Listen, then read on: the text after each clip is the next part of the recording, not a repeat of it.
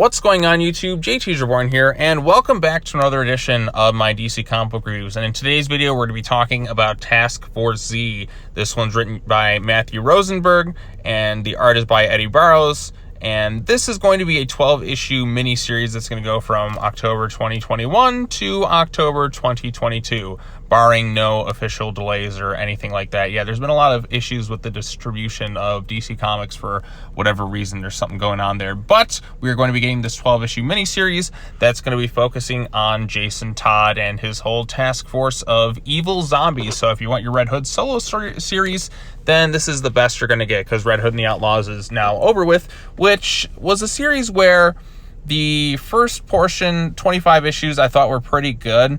And then once Artemis and Bizarro were out of the book for like almost an entire year, the book really lost all of its momentum.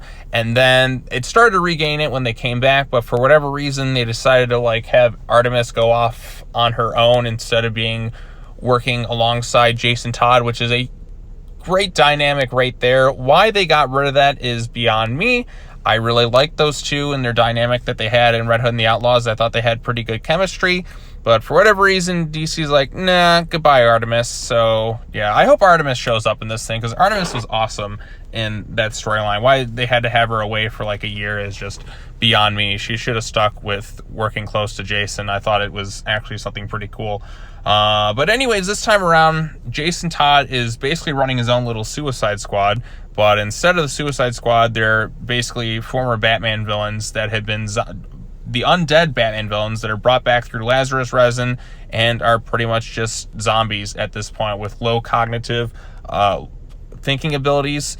And they're pretty much trying to be controlled by this organization or whatever they're trying to be. Whoever decided to have undead zombies as, you know, part of their mission to go and do these things is clearly stupid, because shit like this never goes right. Whenever you have zombies involved or you're playing around with things, it's going to inevitably come back to bite you in the ass. We've seen this done time and time again. Remember Jurassic Park? Remember what Ian Malcolm said? Before you even knew what you had, you patented it, you packaged it, you slapped it on a plastic lunchbox, and now you're selling it. You're selling it. Life finds a way, and you're playing around with things that you probably shouldn't be playing around with, and it's going to come back to bite them all in the ass at some point. These are zombies. They're not very easily controlled. At least with the Suicide Squad, they had bombs in their heads and they could think, and they at least had something to gain from working with Amanda Waller. Here, the zombies are just kind of puppets, and you can kind of see towards the end of the issue where you can see where it's going to kind of bite someone back and to bite them in the ass. So Jason Todd is barely able to get them under control. He's using the crowbars now. He's no longer using guns, which you'd think when he's dealing with undead freaking zombies, he would use guns, but for whatever reason, he doesn't. So they have to capture someone named Crazy Quilts.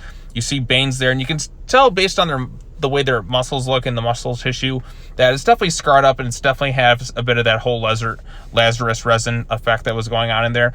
The Lazarus resin, if I am not mistaken, was showcased in Future State. I believe is the Tim Drake Robin storyline. So that's going to maybe tie into that at some point. So we'll have to wait and see how this all kind of turns out. But basically we have that going on there. Jason comes back and you get a bit of his ass there. And then some lady's looking at him. He's like, you watching me? You like what you see? I have a penis. Huh? Uh-huh. So yeah, somebody's kind of keeping an eye on him. Jason Todd goes and talks to somebody else talking about this whole thing and how it's basically a mistake, and he's trying to figure out what she's doing. She's like, yeah, I'm dealing with all these monsters. Oh, we don't call them monsters. So you got that going on there. Jason Todd is pretty much in here against his free will. So if you checked out that whole backup with Deb Donovan, that Detective Comics storyline, where Jason Todd really wasn't thinking clearly, he was kind of being really stupid. When Batman's trying to tell him to get the hell out of there, Jason's like, no, I'm going to deal with this myself. And then he inevitably gets captured, and now he's on Task Force Z, and everything's kind of against his own will. He's working here. Why he's not using lethal force, which I guess is good for his character to kind of grow, but you're dealing with undead zombies at this point. You should probably come packing. This is like the one story where Jason should have weapons when you're dealing with undead zombies, because it's inevitably going to bite you in the ass. Oh, and we're also dealing with a scientist here whose name is Dr. Shelley Get it? Mary Shelley, Frankenstein. It's kind of a bit of a horror comic going on here. So if you want a bit of a horror comic vibe, you got something going on here. Because Halloween just ended yesterday, and this is going to end around the time Halloween goes on next year, assuming no delays. So yeah, this has definitely the horror comic vibe. Arkham Knight's in there too. They bring in Crazy Quilt for this mission to stop Mr. Freeze and his gang. You can see that some of them are kind of calm there. They're trying to learn how to control them. Crazy Quilt's somebody who isn't a zombie. Bane's one. Man-Bat is. And you have the Arkham Knight. They all have this appetite for flesh. They go toe-to-toe with Mr. Freeze.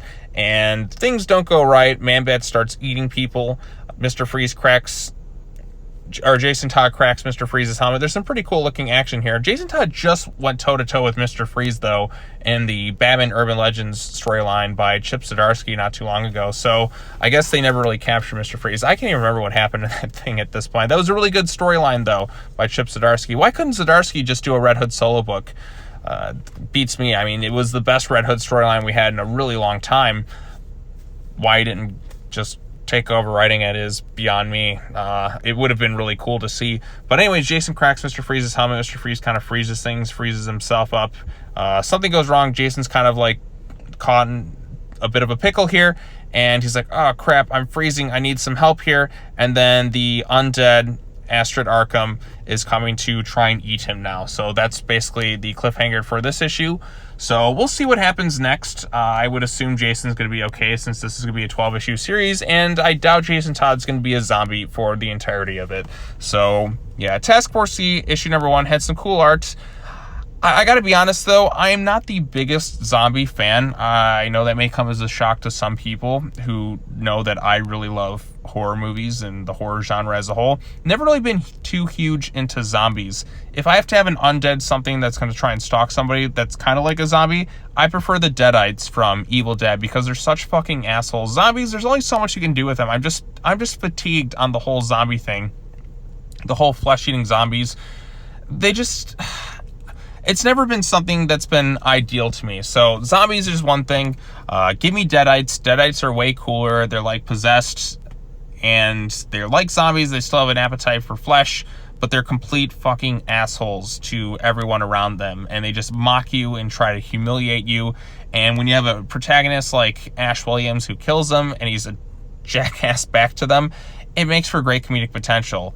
But in this case, you have Jason Todd, who can be kind of funny and is a bit of an asshole at times. It could work, but since they're basically undead zombies, but with a little bit more of a cognitive ability, I don't know. I'm just not huge into zombies. So, yeah, maybe vampires would be cooler, or what else can you do? Zombies, vampires, ghosts. I don't know. I'm just not huge into the whole zombie thing. I never really have been. It's just kind of one of the weaker elements of the horror genre for me. I know that zombie movies are pretty popular, and I've seen my fair share of them, but they've just never been my favorite thing. So, yeah, if you're into zombies, then this is something for you. The story itself, why somebody would want to use undead zombies to do their bidding is beyond me. It just seems like a really stupid idea. But evil organizations have done plenty of stupid things, and inevitably this is all going to come back to bite them all in the ass at some point. You just know it's coming. When you tamper around with things that you probably shouldn't tamper around with, it's going to come back to bite you in the ass. And whoever this organization is that has Jason kind of working for them, it's going to come back to bite them in the ass. So inevitably when that happens, though, it can be kind of fun. But also, this is also bringing up another issue. I think I've talked to some people who have with what's going on with DC. Death really doesn't have any consequences anymore. All those villains that died at the hands of A-Day, now they're coming back with this whole Lazarus resin thing, and they're now undead zombies, which can be kind of cool, but does anybody ever really stay dead anymore? I know the Robin book is dealing with this, where they basically have their whole extra lives thing, and I guess that works for a whole video game tournament, but kind of outside that, I really feel like death should start to have some consequences again. At least with Alfred's death, yeah, he's kind of haunting Damian in the Robin book. That's at least stuck around, and Alfred isn't being brought back anytime soon. It's been going on for, over a year now, at least since Alfred's been gone. That at least has been a bit longer lasting. Is he going to come back? I don't know. He wasn't in Future State to my knowledge. And perhaps Alfred's just going to stay dead until the next reboot, or whoever inevitably brings him back maybe comes back as a Black Lantern or something along the lines of that. I don't exactly know.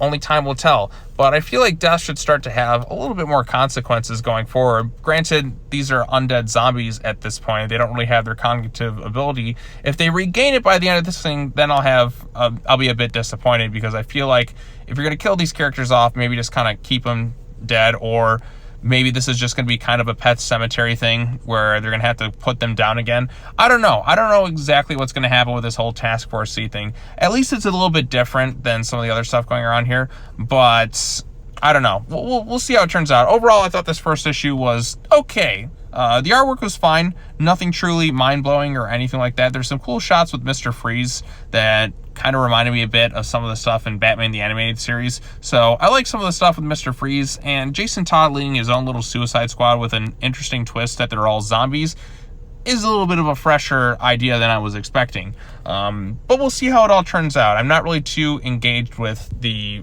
overall story, but I am intrigued. So yeah, kind of a mixed bag, all over the place review, but what are you gonna do?